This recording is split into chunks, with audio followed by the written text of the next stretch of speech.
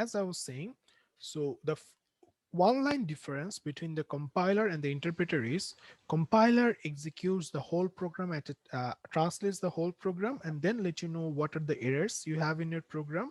And the interpreter, okay, it actually translates one line at a time. Okay, so it will translate the first line. Okay, if there is any problem in the first line, okay, it will show you the first line.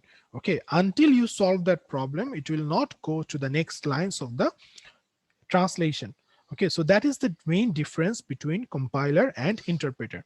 So one more time, in the compiler, it will translate the whole code or compile the whole code, and then whenever it is facing a problem in lines, it will show you that I am facing problem in line number 1, line number 10, line number 20, and so on. Okay, but in case of interpreter, it will just translate one line at a time. It will translate first line. If it can understand the first line, that's okay. It will go to the second line. If it understands the second line, then it will go to the third line. So if there's an error in the line of fourth line, okay, in that case, it will stop that process in the fourth line until you fix it. Okay, it will not go to the fifth line. So now, to understand the difference, first you have to understand that the execution in the compiler, in the interpreter is slower. Okay, it is almost 10 to 100 times slower than the compiled programs. Okay, that is the first problem with the pure interpretation. Secondly, okay, regardless of how many times a statement is executed, it must be decoded every time. So think about a for loop. Okay, so a for loop that is getting executed 10 times. Okay, or think about that in your program there are 10 if statement. All of the if statement are same, they're doing the same thing. Or you have a printf. Okay, the printf is printing just hello 10 times. So no matter how many times you write the same code, it will be translated every time. Okay, instead of the using the optimization that the compiler does, okay, and the symbol table, it will not use those. It will just translate it every time or decode it every time. And as it actually have this type of problem of repetition, it requires more space. The symbol table that we have used in the pure interpretation system, okay, it has to be also present during interpretation. That means whenever also you're running the code. And it's also becoming very rare on high level languages. Okay, but you see PHP, JavaScript that you use, okay, that you use in the web development, in those cases the pure interpretation systems are very popular.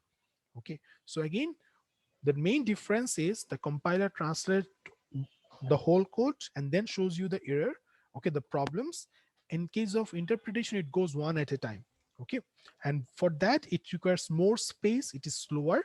Okay, but some of the system such as web development, JavaScript, PHP, okay, that is scripting languages in the web, okay, we use this interpreter. Now obviously both of them have some advantages and the disadvantages. Okay, so what we do, okay, after comparing the advantages and disadvantages of compiler, that the compiler have fast execution, it exploit the architecture features, but the compiler, the pre-processing of the program is high complexity, whereas the interpreter, you only show one line at a time, so it is easy to actually keep track. Okay, even though it takes a lot of space and time, but easy to modify because you are showing one line at a time. Okay, and it's also machine independent. Okay, now what we do, okay, we take the idea from both.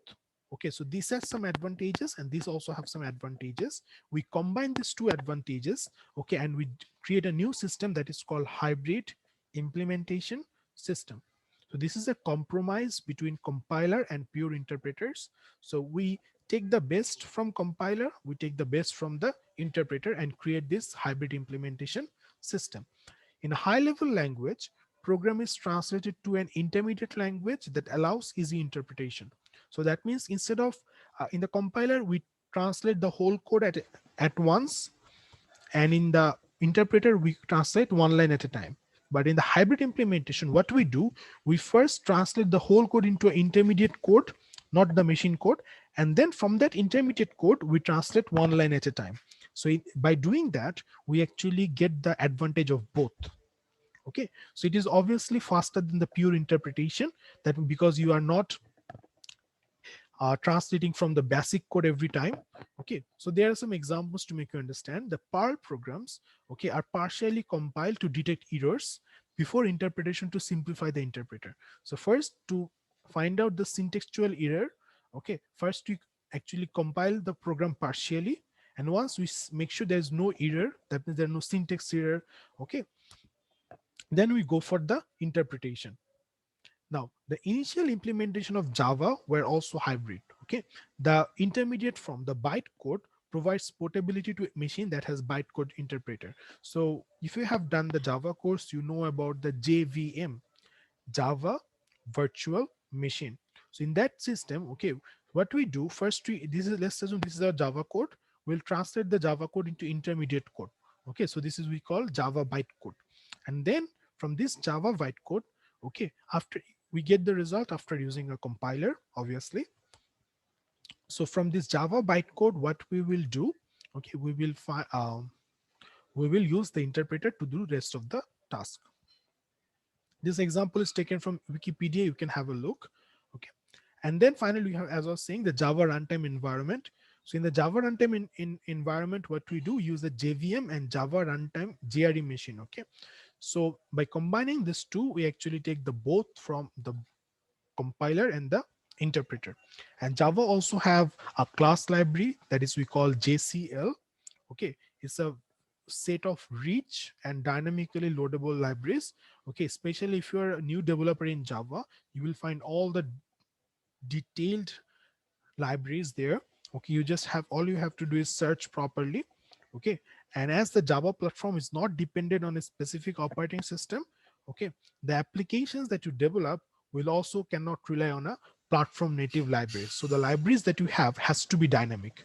Okay, and finally, the Java platform also provides a comprehensive set of standard class libraries. Okay, it contains all the common functions that the modern operating system needs or a developer needs. So to show you the picture, this is how it goes. The first we have the source program, the lexical analyzer for the compiler, the syntax analysis from the compiler. So we take these two steps, we generate the parse tree, and then instead of going for code optimization and translation, we go for the intermediate code generator that uses the interpreter. So instead of directly translating them to the machine code, we use interpreter. We translate one line at a time. And this is called just-in-time system, JIT. Those are important questions, that what is a just-in-time system and how they are used in Java program. So these steps are given here. Initially, we translate the program to intermediate language. That means up to this intermediate code generator using a compiler. Then during the execution, it comes to the intermediate language method into machine code when they are called. The machine code version is kept for subsequent calls. That means we don't remove any part that has repetition. That is the problem you see in the in the interpreter, that regardless of how many times a statement is executed, it must be decoded every time. So that is not the case for our just-in-time system. We keep a track if whether we have already translated or decoded the instructions, so that if there's a subsequent calls, we can just take it from there. We don't have to translate or decode every time. So that's all about our just-in-time system. I think we're almost done. And this is the preprocessor. So every programming language, before directly executing the program, we have to use a preprocessor. Okay, so that the computer, okay, the preprocessor instructions are to specify the code from another file to be included. So for example, whenever you write include mylibrary.c, it causes the preprocessor to copy the contents of my library and include them into the your program. So these are called preprocessor. That means in my program, add files or add functions from another library. And this is a complete programming environment. You need to have a file system to store your programs. You need to have a text editor to edit your program. You need to have a linker so that whenever you write a set of instructions, okay, it will link to where the instructions are actually stored into your computer. If you call different functions, it has to link those functions as well, and so on. And finally, you need to have a compiler that will translate the code from the source code to the machine code. Or also what you can have a another large collection of integrated tools, okay, that we currently use nowadays. So if you are using different platforms such as Laravel, and then we have Django for Python, okay, so you have a Spring Boot for Java. In those cases, all the tools are actually integrated into one, so you don't need to separately take a text editor, linker, or compiler. If you have used the code blocks, you know that in the code blocks this is a text editor, and whenever you run the program, it does the linking process, it does the compilation process, all is on its own, so you don't have to think about them separately. But previously, okay, first you had to write the program, then you had to link the program, and finally you had to compile the program yourself. So we're end of this chapter. Okay, so go through this. There are some different environments they have talked about that are familiar in Unix, then Visual Studio .NET that we use in C Sharp, Visual, JavaScript, C++. So I think you have already done the visual course and you have already used Visual Studio. And in case of Unix, I don't think you will use Unix anytime soon, but this is also very powerful. Okay, you can also have a look, or you can just search on the internet and watch 2 or 3 videos of why people use Unix or what are the advantage of using Unix systems. Okay, the main reason that people don't use Unix is that Unix don't have graphical user interface before, but nowadays Unix also provide you with the same graphical user interface that you have in your desktop computer. So that is not the issue anymore. So anyway, we're done with these chapters. Okay, to summarize the chapters, first, the studying the programming language is valuable, okay, because it will increase our capacity to use different constructs. Okay, it will enable us to choose languages more intelligently. Okay, the more programming languages you learn, the more you understand the difference that, okay, so if I want to develop this type of project, I need this programming language, or if I use this programming language, these are the advantages or disadvantages I have. Okay, and also the more language you learn, that be especially C++, it will make sure that learning other programming languages are becomes much easier. Okay, the most important criteria for evaluating a programming languages are this 4: readability, writability, reliability, and cost. We use also the portability, generality, and well-definedness, but these are the 4 most important criteria. What are the major influences on programming language design?